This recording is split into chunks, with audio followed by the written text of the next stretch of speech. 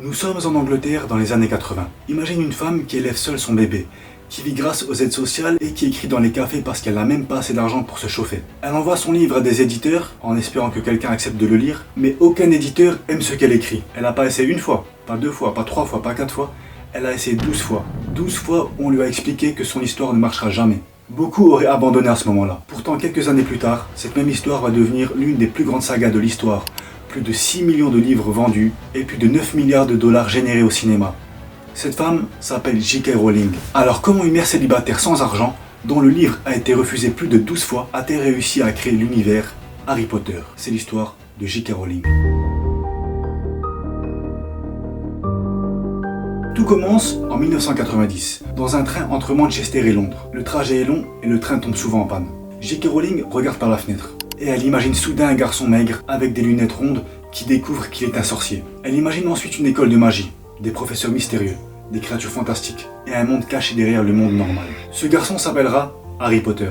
En fait, J.K. Rowling, elle aime écrire, elle aime inventer des nouvelles histoires. Et comme on va le voir, ces histoires ne plaisent pas à tous les éditeurs. À ce moment-là, J.K. Rowling n'a même pas de stylo pour écrire son idée. Elle passe donc tout le trajet dans le train à construire l'histoire dans sa tête. Dis-toi, elle n'a même pas un stylo.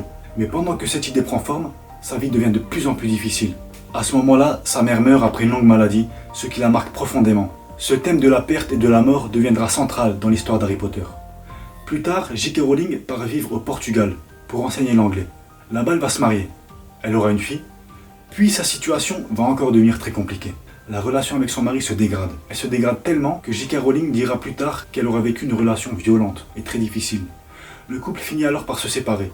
Elle divorce, elle quitte le Portugal avec sa petite fille et elle retourne au Royaume-Uni. Elle ne retourne pas à Londres, elle décide d'aller en Écosse, à Édimbourg, car c'est plus facile pour redémarrer. Là-bas, il y a sa sœur qui vit déjà. À ce moment-là, sa vie est extrêmement dure. Elle élève seule son bébé, elle n'a pas de travail stable et elle dépend des aides sociales pour survivre. Elle a cité plus tard qu'elle se sentait aussi pauvre que l'on peut être dans un pays développé sans être sans abri. Parfois, elle n'avait même pas assez d'argent pour chauffer son appartement. L'hiver, le froid s'installe dans la pièce et elle sort alors dans les cafés pour écrire. Simplement parce que c'est l'un des rares endroits chauffés où elle peut rester longtemps. Pendant que sa fille dort dans une poussette à côté d'elle, J.K. Rowling tape les chapitres de son livre sur une vieille machine à écrire. Malgré la solitude et malgré ce qu'elle venait de traverser dans sa vie, elle continue d'écrire.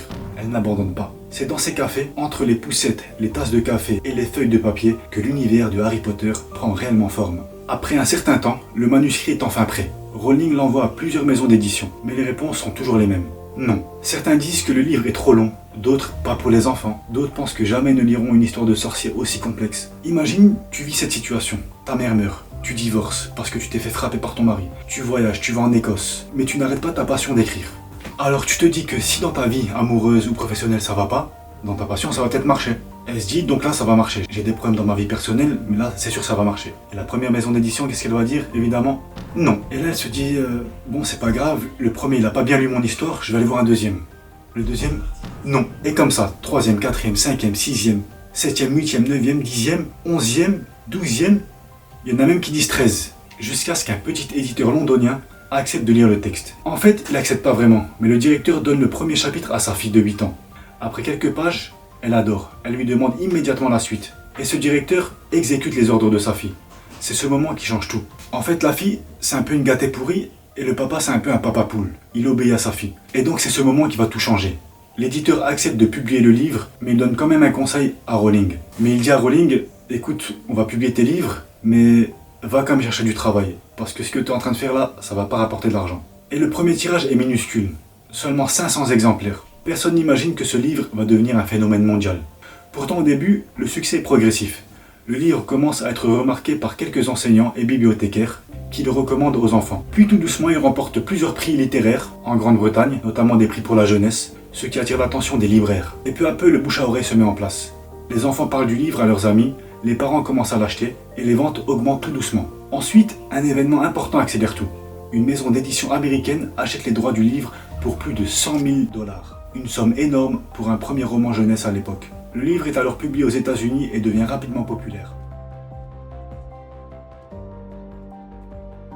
À partir de là, chaque nouveau tome attire de plus en plus de lecteurs. Les files d'attente devant les librairies deviennent de plus en plus longues à chaque sortie. Les années suivantes, la saga devient un phénomène littéraire mondial. Chaque nouveau tome bat des records de vente. Des millions d'exemplaires sont vendus dès les premiers jours de la sortie. Les librairies organisent des ouvertures à minuit pour accueillir les lecteurs impatients. À ce moment-là, Harry Potter devient l'un des plus grands succès de l'histoire de l'édition. Ce n'est qu'après ce succès littéraire gigantesque que l'industrie du cinéma s'y intéresse vraiment. À la fin des années 1990, les droits d'adaptation sont achetés et la production des films commence. En 2001, le premier film sort et il rencontre un succès énorme. Au total, les adaptations cinématographiques rapporteront plus de 9 milliards de dollars au box-office mondial. Puis le phénomène devient gigantesque. Les 7 livres de la saga Harry Potter se vendent à plus de 600 millions d'exemplaires, ce qui en fait l'une des sagas les plus vendues de toute l'histoire. Les films rapportent des milliards, on construit des parcs d'attractions, des boutiques, des produits dérivés, des jeux vidéo. En quelques années, J.K. Rowling passe d'une mère célibataire vivant avec très peu d'argent à l'une des autrices les plus riches et les plus célèbres du monde. En fait, je sais pas si tu réalises, tout ça aurait pu ne jamais exister. Imagine si elle avait abandonné après le premier refus, ou après le deuxième, ou après le 10e, t'imagines? Au 12e, elle s'est fait accepter. Pourquoi? Parce que la fille de l'éditeur a aimé l'histoire. Et c'est peut-être ça la vraie magie derrière Harry Potter.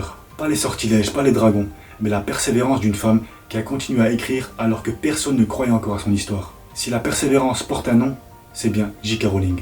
J'espère que tu as aimé l'histoire. Si tu as aimé, mets un j'aime, abonne-toi parce que de nouvelles vidéos arrivent. Si tu as d'autres informations, ajoute-les en commentaire. Et si tu as regardé jusqu'à la fin, merci d'avoir regardé et à bientôt.